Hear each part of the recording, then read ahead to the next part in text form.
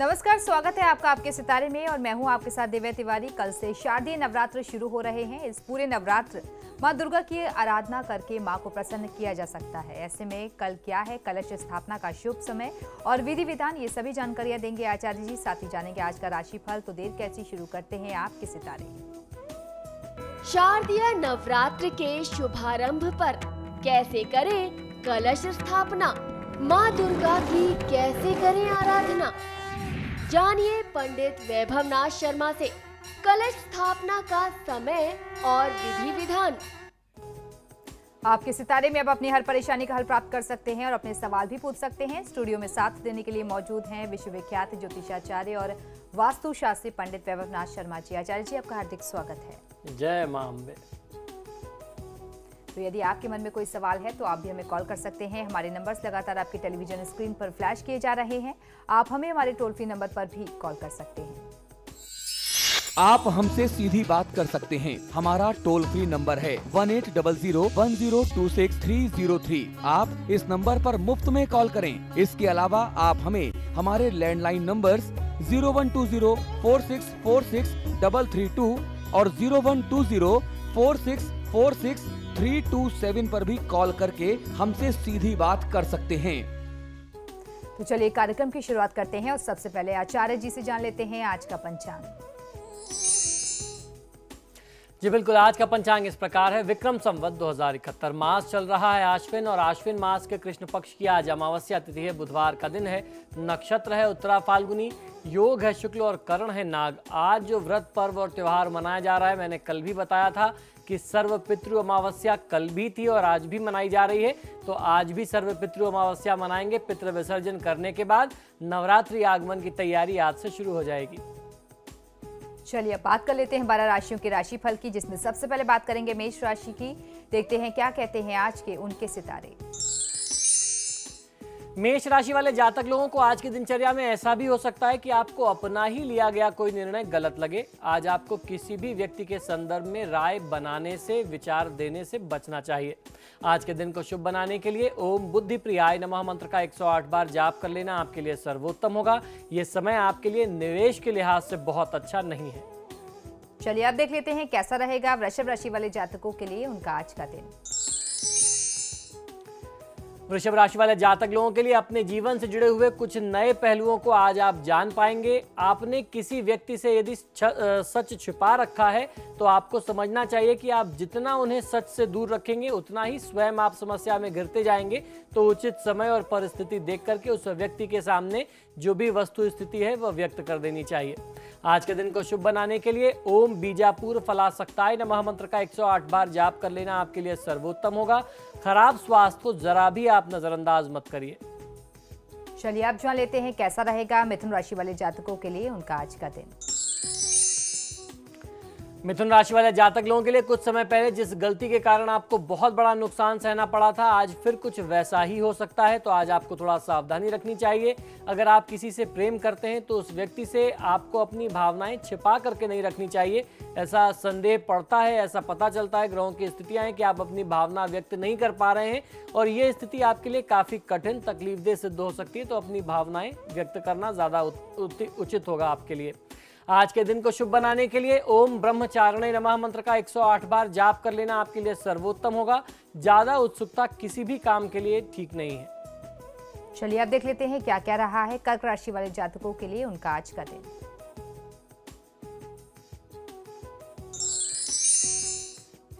कर्क राशि वाले जातक लोगों के लिए यदि आपके किसी व्यवहार से, किसी कृत्य से किसी व्यक्ति को दुख या नुकसान पहुंचा है तो आपको तत्काल ही उस व्यक्ति से माफी मांग लेनी चाहिए। क्षमा याचना करने में आपको हिचकिचाना नहीं चाहिए।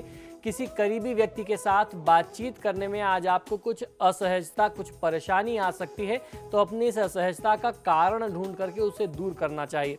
आज के दिन को शुभ बनाने के लिए ओम प्रसन्नात्मने नमः मंत्र का 108 बार जाप करेंगे तो आपको फायदा मिलेगा। कार्य में आ रही बाधा से, रुकावट से आपको तनावग्रस्त नहीं होना है। इस बात को आप ध्यान में रखिए। अब देख लेते हैं आज के दिन को शुभ बनाने के लिए सिंह राशि वाले आज क्या करें और क्या ना करें। सिंह राशि वाले जातक लोगों के लिए आज कोई भी निर्णय लेते समय दिल का नहीं दिमाग का उपयोग करना चाहिए। आज छोटी मोटी गलतियों को नजरअंदाज करने का दिन है। आज के दिन को शुभ बनाने के लिए ओम प्रमत्ता दैत्य भयताय नमः मंत्र का 108 बार जाप करेंगे तो फायदा मिलेगा। कार्य में यदि कोई अवरोध आ जाए तो उससे मन को निराश न करें। चलिए आप देख लेते हैं कैसा रहेगा कन्या राशि वालों के लिए उनका आज का दिन। कन्या राशि वाले जातक लोगों के लिए आज आप अपने किसी करीबी व्यक्ति से वह सारी बातें कह पाएंगे जो आप काफी लंबे समय से उनसे करना चाहते थे। आपको एक उचित अवसर नहीं मिल रहा था, आप मौके की तलाश में थे। आपने किसी व्यक्ति पर बहुत ज्यादा विश्वास कर लिया है। ऐसा करना आपके लिए किसी भी तरीके से, किसी भी लिहाज से ठीक नहीं है। तो अपने पक्ष में नियंत्रण रखना चाहिए। अपने कंट्रोल में चीज़ों को रख करके किसी व्यक्ति के साथ आप जुड़ें, काम करें तो ठीक होगा। आज के दिन को शुभ बनाने के लिए ओम पूताय नमः मंत्र का 108 बार जाप कर लेना आपके लिए सर्वोत्तम है। किसी भी व्यक्ति के बारे में पहले से कोई धारणा बना करके मत रखिए। चलिए आप जान लेते हैं तुला राशि वाले जातक आज के दिन को शुभ बनाने के लिए क्या करें और क्या ना करें और कैसी है उनके सितारों की चाल। तुला राशि वाले जातक लोग आज रुपए पैसे के लेन देन को लेकर के आप बहुत भाग्यशाली रहने वाले हैं। आज आपके पास बहुत सारा काम आ सकता है। बेहतर है खुद को पहले से ही आप तैयार रखें इस जिम्मेदारी के लिए, इस काम के लिए, तो आपको फायदा मिलेगा। आज के दिन को शुभ बनाने के लिए ओम ब्रह्म द्वेष विवर्जिताय नमः मंत्र का 108 बार जाप कर लेना आपके लिए सर्वोत्तम होगा। समय व्यर्थ नहीं गंवाना चाहिए, इस बात का आप ध्यान रखिए। चलिए तो आप जान लेते हैं क्या कह रहा है वृश्चिक राशि वालों के लिए उनका आज का राशिफल। वृश्चिक राशि वाले जातक लोगों के लिए आज किसी भी प्रकार के अनुबंध को स्वीकार करने से पहले उसके विषय में, उस कार्य के विषय में हर प्रकार की सूचनाएं एकत्रित करने का प्रयास करना चाहिए। आज के दिन भाग्य का साथ आपको पूरा मिलेगा, भाग्य आपका समर्थन करेगा, ऐसे लक्षण बनते हैं। आज के दिन को शुभ बनाने के लिए ओम पाशांकुश धराय नमः मंत्र का 108 बार जाप कर लेना चाहिए। रुपए पैसे के लेन देन में आज आपको सचेत रहना है। अब देख लेते हैं धनु राशि वाले जातकों की राशि आज क्या कह रही है और आज के दिन को शुभ बनाने के लिए वो क्या करें और क्या ना करें। धनु राशि वाले जातक लोगों के लिए अपने विचारों को व्यवहारिक रूप देना आज आपके लिए अच्छा रहेगा। आज चिंता को भूल करके खुश रहने का प्रयास करना चाहिए। आज के दिन को शुभ बनाने के लिए ओम पापहारणे नमः मंत्र का 108 बार जाप करें तो फायदा मिलेगा। अपने मन की चंचलता को, मन के भटकाव को आज नियंत्रित करना है। चलिए अब बढ़ते हैं अगली राशि की ओर, जान लेते हैं मकर राशि वालों के लिए कैसा रहेगा उनका आज का राशिफल। मकर राशि वाले जातक लोगों के लिए आज आपका मित्रता का संबंध, मित्रवत संबंध किसी गहरे रिश्ते में बदल सकता है, ऐसे लक्षण बनते हैं। आज आपको अपनी जिम्मेदारियों से पीछे नहीं हटना चाहिए। आज की दिनचर्या में फल की चिंता किए बगैर यदि आप कर्म करेंगे तो आपके लिए ज्यादा अच्छा होगा, ज्यादा आपके हित में होगा। आज के दिन को शुभ बनाने के लिए ओम परस्मय नमः मंत्र का 108 बार जाप कर लेना आपके लिए सर्वोत्तम है। आज की दिनचर्या में आपको यात्रा करने से बचना चाहिए। अब देख लेते हैं कुंभ राशि वालों का आज का दिन कैसा रहने वाला है और कैसी है उनके सितारों की चाल। कुंभ राशि वाले जातक लोगों के लिए आज आपको कोई परेशानी, कोई समस्या बहुत जटिल, बहुत विकट लग सकती है, बहुत बड़ी समस्या लग सकती है। आज का दिन किसी भी व्यक्ति पर बिना सोचे समझे विश्वास करने के लिए अच्छा नहीं है, बहुत बड़ा धोखा मिल सकता है। और साथ ही साथ आज आप जो अपने मन की बात लोगों से कहते हैं या जो अपने विचार आप लोगों से कहते हैं, तो विचार कहने के साथ साथ तो लोगों के सुझावों को, उनकी बातों को सुनने का भी प्रयास आज आपको करना चाहिए। उनकी बातों को आत्मसात करेंगे तो भी फायदा मिलेगा। ओम निरंजनाय नमः इस मंत्र का 108 बार जाप कर लेना आपको बहुत अच्छी सफलता दिला सकता है। आज आपको ध्यान ये रखना चाहिए कि किसी भी परिस्थिति में कड़वे बोल बोलने से आप बचें। और अब बात करेंगे आखिरी राशि की, जान लेते हैं मीन राशि वाले जातक आज के दिन को शुभ बनाने के लिए क्या करें और क्या ना करें। मीन राशि वाले जातक लोगों को आपको ये ध्यान रखना चाहिए, ये दिमाग में आपको रखना चाहिए कि कभी कभार जरूरत से ज्यादा उत्साह भी नकारात्मक हालातों को जन्म देता है। तो आज उत्साह तो ठीक है, लेकिन अति उत्साह से बचना चाहिए। कोई विशेष व्यक्ति आज आपके जीवन में आ जाए, उसकी कोई बहुत बड़ी भूमिका आपके जीवन में हो सकती है, वो आपके जीवन को शुभ मायनों में प्रभावित करेगा, ऐसे लक्षण आज बनते हैं। आज के दिन को शुभ बनाने के लिए जो मंत्र मैं बताता हूँ, इस मंत्र का जाप करें। ओम नागराज यज्ञ पवित्रवते नमः मंत्र का 108 बार जाप कर लेना आपके लिए सर्वोत्तम होगा। व्यापार में कोई नया पार्टनर जोड़ करके अगर आप साझेदारी में कोई व्यापार करना चाहते हैं तो इस कार्य के लिए अभी दिन और परिस्थिति आपके पक्ष में नहीं है। साझेदारी के व्यापार से अभी थोड़े समय आपको दूर रहना चाहिए। अब एक कॉलर नैनीताल से जुड़ गई हैं, वैशाली जुड़ गई हैं। वैशाली, अपना सवाल पूछिए। हाँ सर, मेरी डेट ऑफ बर्थ है 12 दिसंबर जी 1989। रात को है 2:20 जी। सर, मुझे अपने करियर के बारे में, फ्यूचर के बारे में पूछना। एक्चुअली मेरी गवर्नमेंट जॉब है या नहीं है। ओके, आप मुझे अपना बर्थ प्लेस बता दें। हाँ, 12 दिसंबर बर्थ 1989। प्लेस मैंने कहा, जन्म स्थान। हाँ, वो है क्या कहते हैं, रानीखेत और डिस्ट्रिक्ट अल्मोड़ा। देखिए, आपने सरकारी नौकरी से जुड़ा हुआ प्रश्न किया है। आप जानना चाहती हैं कि आपके जीवन में सरकारी नौकरी का योग बनता है कि नहीं बनता है। तो इस मायने में कहा जा सकता है कि आपकी कुंडली में योग सरकारी नौकरी के लिए बहुत कमज़ोर है इस समय में। अभी तो खास तौर पर हाल फिलहाल में तो कोई योग ऐसा नहीं है, लेकिन आने वाले समय में भी आपके कर्म भाव को देखते हुए भी ये नहीं कहा जा सकता कि आने वाले 2, 4, 5 सालों बाद भी आप कहीं ना कहीं सरकारी नौकरी में जा सकते हैं। तो इससे कोई बहुत मन को निराश करने की स्थिति नहीं है। अगर आप प्राइवेट सेक्टर्स में जॉब करें तो मुझे ऐसा लगता है कि आपकी जो फील्ड है वो कहीं ना कहीं वित्तीय क्षेत्र से जुड़ी होनी चाहिए। कोई ना कोई फाइनेंशियल फील्ड आपकी कॉमर्स की फील्ड से होनी चाहिए। तो आपको अपना करियर इस क्षेत्र में बनाने का प्रयास करना चाहिए। उस क्षेत्र में आपको बहुत अच्छा फायदा मिलेगा। वर्तमान समय में राहु की महादशा में केतु की अंतर्दशा चल रही है। अगर इस समय में आप हनुमान जी की पूजा आराधना करते हैं या देवी दुर्गा की आराधना करें तो आपको फायदा मिलेगा। एक कॉलर अब अलवर से जुड़ गए हैं, नेकराम जुड़ गए हैं। नेकराम, अपना सवाल पूछिए। हाँ पंडित जी नमस्कार। जी नमस्कार। पंडित जी, मैं ये जानना चाहता हूँ कि मेरी सरकारी नौकरी कब तक लगेगी। जी बिल्कुल। सभी ऐसे बोलते हैं आपके बाद दिन सरकारी नौकरी तो है, लेकिन मैं 30 के ऊपर हो चुका हूँ, लेकिन अभी तक मेरे कोई सरकारी जॉब नहीं लगी है। मेरा डेट ऑफ बर्थ है 29/4/1983 और समय है सुबह 4:50। जी, जन्म का स्थान बता दें। अलवर। जी, देखिए, आपकी जन्म पत्रिका के अनुसार बुध की महादशा में शनि की अंतर्दशा चल रही है और कर्म भाव को देखते हुए मैं बड़े खेद से कह रहा हूं कि सरकारी नौकरी के योग आपकी कुंडली में भी नहीं है। और सरकारी नौकरी के इंतज़ार में बैठ कर के समय खराब करना, अपनी उम्र ज़ाया करना, ये बहुत अच्छी बात नहीं होती। प्राइवेट सेक्टर्स में आप ट्राई करेंगे तो आपको बहुत अच्छा काम मिल सकता है। आपकी कुंडली में कर्म भाव जो है वह बृहस्पति का है। बृहस्पति अपने से 12वें गए हुए हैं और कर्म भाव में केतु की स्थिति है। सरकारी नौकरी के लिए मंगल सूर्य का बहुत अच्छा होना, बली होना और साथ में बृहस्पति का संयोग अच्छा बनना, ये बहुत आवश्यक है, जो आपकी कुंडली में नहीं हो पा रहा है। प्राइवेट सेक्टर्स में आप जॉब करिए, प्रयास करिए, आपको बहुत अच्छी सफलता मिल सकती है। वर्तमान समय में भगवान गणेश की पूजा आराधना आपको बहुत अच्छा भाग्योदय दे सकती है। एक कॉलर सहारनपुर से जुड़ गए हैं, अब शक्ति सिंह जुड़ गए हैं। शक्ति, अपना सवाल पूछिए। सर नमस्कार। जी बताइए। पंडित जी, ये मेरी जन्म तिथि है 19/7/1991। जी। रात को 9:33 पर मेरा जन्म हुआ था, जिला मुजफ्फरनगर, उत्तर प्रदेश। पंडित जी, मुझे अपनी गवर्नमेंट जॉब के बारे में जानना है। देखिए, आपकी जन्म पत्रिका के अनुसार शनि की महादशा में शनि की अंतर्दशा और शनि का ही प्रत्यंतर है। इसका अर्थ यही है कि शनि की दशा आपके लिए अभी अभी शुरू हुई है। शनि आपकी कुंडली में लग्न भाव और द्वादश भाव यानी 12वें भाव का स्वामी है। 12वें भाव में वक्री अवस्था में शनिदेव बैठे हुए हैं। कर्म भाव जो है वह मंगल का है। आपकी कुंडली से भी जो संयोग है वह सरकारी नौकरी के लिए बहुत अच्छा नहीं बनता, लेकिन अभी तक जो 2 पहली कुंडलियां देखी उनके कंपैरिजन में देखा जाए तो काफ़ी अच्छी स्थिति है। ऐसा लगता है कि थोड़ा सा विलंब से और कुछ ज़्यादा प्रयास करने से, कुछ ज़्यादा संघर्ष के बाद आपको सरकारी नौकरी के योग बन सकते हैं।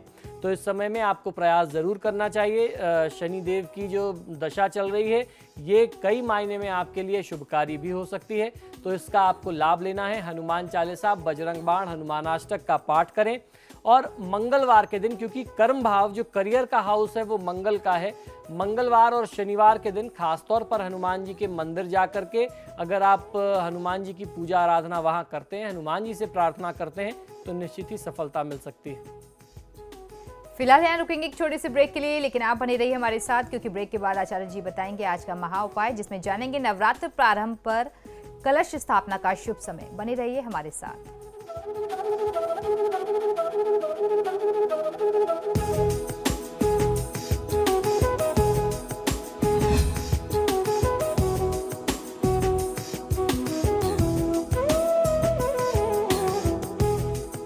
ब्रेक के बाद एक बार फिर से आपका स्वागत है। चलिए अब आचार्य जी से जान लेते हैं आज का महा उपाय। जी बिल्कुल, आज का जो महा उपाय है वो बहुत ही आवश्यक है। आज हम आपको जानकारी देने वाले हैं कि कल से शारदीय नवरात्र आरंभ हो रहे हैं, किस समय में किस मुहूर्त में आपको कलश स्थापना करनी चाहिए। अश्विन मास के शुक्ल पक्ष की प्रतिपदा से शारदीय नवरात्र आरंभ हो जाते हैं। देवी दुर्गा जी की पूजा जो है प्राचीन काल से ही हमारे संस्कारों में चली आ रही है। अनेक पौराणिक कथाओं में शक्ति की आराधना का महात्म बहुत ज़्यादा मिलता है।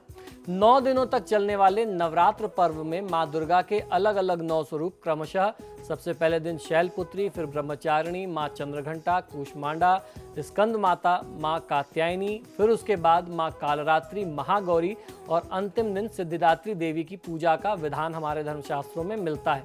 नवरात्र के इन प्रमुख 9 दिनों में 9 दिनों तक देवी दुर्गा का पूजन करना, दुर्गा सप्तशती का पाठ इत्यादि जो है वह किया जाना, धार्मिक क्रियाकलाप जो है वह संपन्न किए जाते हैं। तो ये सारी चीज़ें आप कब कर सकते हैं? इन सारी चीज़ों का महात्म जो होता है वह कलश स्थापना के बाद का ही होता है। कलश स्थापना के बाद ही नवरात्र का पर्व आरंभ होता है। तो आइए जानते हैं कि कलश स्थापना किस प्रकार से करनी चाहिए और उसके लिए प्रमुख मुहूर्त क्या है, वह जानना बहुत आवश्यक है। दुर्गा पूजन का जो आरंभ है वह कलश स्थापना के साथ ही शुरू हो जाता है। अतः इस वर्ष नवरात्र घट स्थापना का जो विशेष मुहूर्त है प्रतिपदा तिथि में, वह दिन में 11:36 से लेकर के 12:24 के बीच अविजित मुहूर्त में किया जाए तो सर्वोत्तम रहेगा। यूं तो सुबह के भी बहुत सारे संयोग हैं। सुबह का भी एक मुहूर्त 6:40 के आसपास से लेकर के 8 बजे के बीच का है, लेकिन मैंने जो आपको मुहूर्त बताया है ये बहुत ही विशेष मुहूर्त है, अविजित मुहूर्त है। इन सारे मुहूर्तों को छोड़ करके अगर इस मुहूर्त में, इस विशेष काल में अगर आप कलश स्थापना करते हैं तो आपको बहुत अच्छा फायदा मिलेगा। तो मैं आपको सिर्फ एक सूत्र बता रहा हूं, एक मुहूर्त बता रहा हूं जो पूरे दिन में सबसे विशेष है, सबसे प्रमुख है, जिसे अविजित मुहूर्त कहते हैं। अविजित अपने आप में एक ऐसा मुहूर्त, एक ऐसा नक्षत्र है जिसमें कोई भी अगर काम किया जाए तो व्यक्ति अविजित रहता है, उसको, उस व्यक्ति को कोई जीत नहीं सकता। और उस कार्य की जो अविजित मुहूर्त में शुरू किया जाता है उसकी शुभता, उसकी विजय हर जगह होती है, उसकी पूर्णता आपको बहुत अच्छे से मिलती है। तो फिर से समय समझ लीजिए, दिन में 11:36 से लेकर के 12:24 के बीच का जो मुहूर्त है, अविजित मुहूर्त में यदि अगर आप कलश स्थापित करते हैं तो ये सर्वोत्तम रहेगा। पूरे दिन का सबसे उचित, सबसे विशेष मुहूर्त यही है।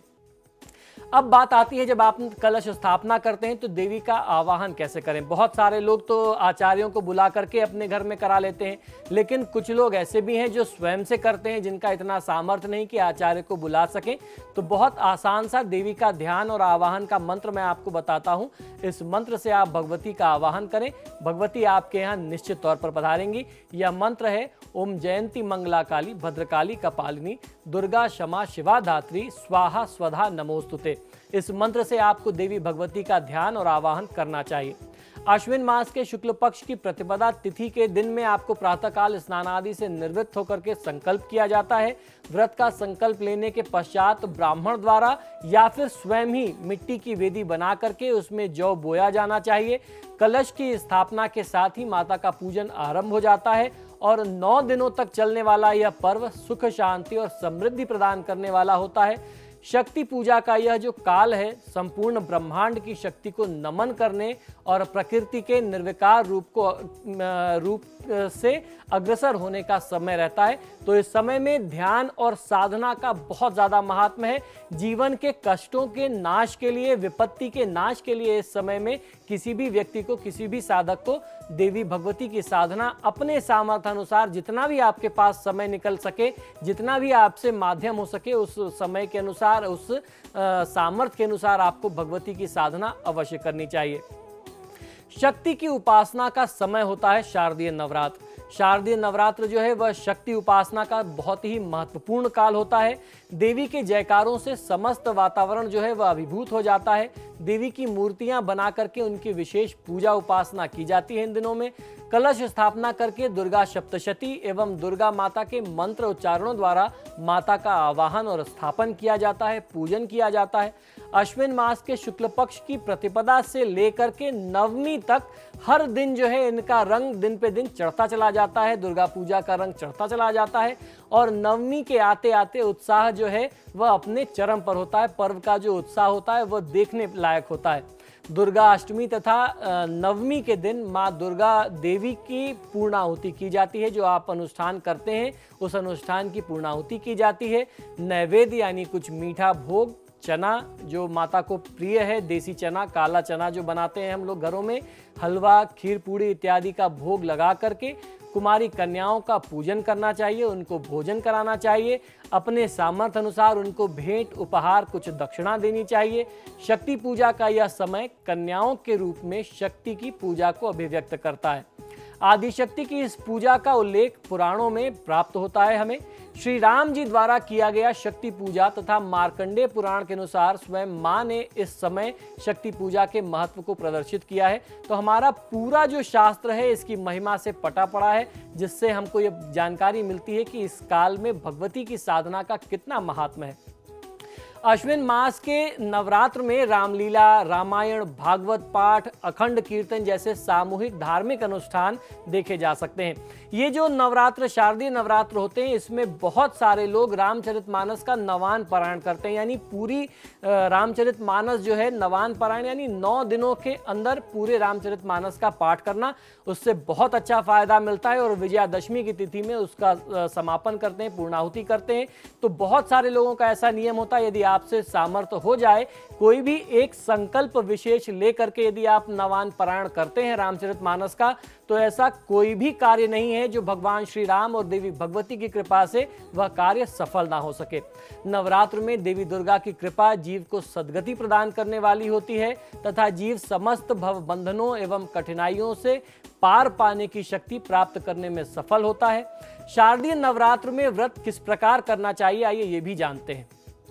शारदीय नवरात्र का जो व्रत होता है वह स्त्री पुरुष दोनों कर सकते हैं। सर्वप्रथम प्रातःकाल स्वयं स्नान आदि क्रियाओं से आपको निर्वृत्त हो जाना चाहिए और निर्वृत्त होकर के व्रत का संकल्प करके पूजा स्थान पर वेदी का निर्माण कर लेना चाहिए। उसके पश्चात आद्य शक्ति का विधिवत प्रकार से षोडशोपचार पूजन करना चाहिए।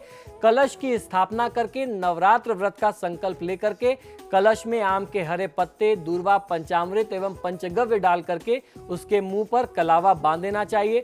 कलश के पास गेहूं या जौ का पात्र रख करके पूजन करके माँ दुर्गा का ध्यान करना चाहिए। देवी महात्मा और दुर्गा सप्तशती के साथ साथ मंत्रोच्चारण भी करना चाहिए।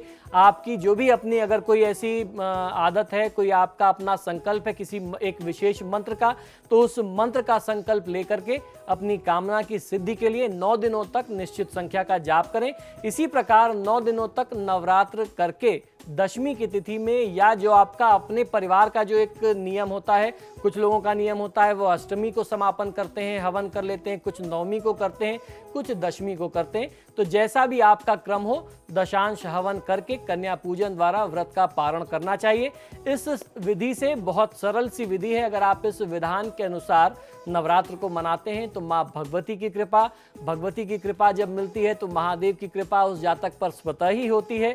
और जब भगवान महादेव और देवी दुर्गा की कृपा होगी तो सीताराम जी और माँ लक्ष्मी और भगवान विष्णु भी आपके ऊपर कृपा करेंगे। तो इस विधि के अनुसार नवरात्र का पर्व मनाएं। प्रार्थना यही है कि माँ भगवती आपके और आपके परिवार का कल्याण करे। तो ये था हमारा आज का महा उपाय। इसी के साथ ही हमारे आज के कार्यक्रम में फिलहाल इतना ही। बहुत बहुत शुक्रिया आपको दर्शकों में कॉल करने के लिए। आचार्य जी आपका भी बहुत बहुत शुक्रिया स्टूडियो में आने के लिए। जय भवानी। तो आपके सितारे में फिलहाल इतना ही। वक्त तो चला एक छोटे से ब्रेक का। ब्रेक के उस पार भी खबरों का सिलसिला लगातार जारी है।